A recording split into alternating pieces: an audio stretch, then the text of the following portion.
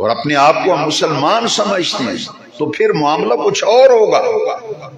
پھر ہم ذمہ دار ہیں. اس کلمہ پڑھنے کے کچھ تقاضے ہیں. لوگوں نے یہ سمجھ لیا ہے کہ کلمہ پڑھ لیا ہے مسلمان ہیں، محفل ناز شریف کراؤ، دیگیں پکاؤ، سیدھے جنت میں جاؤ، باقی جو کچھ مرضی کرتے پھرو.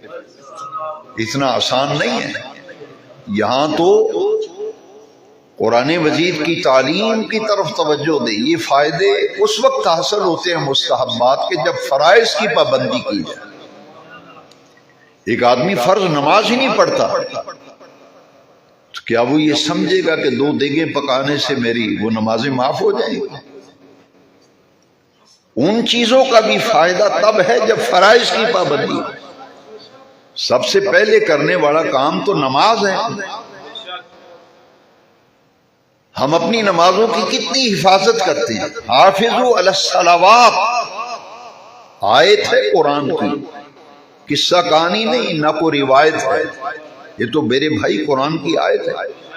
لفظ سنیں، لفظ سنیں. اپنی نمازوں کی حفاظت کرو.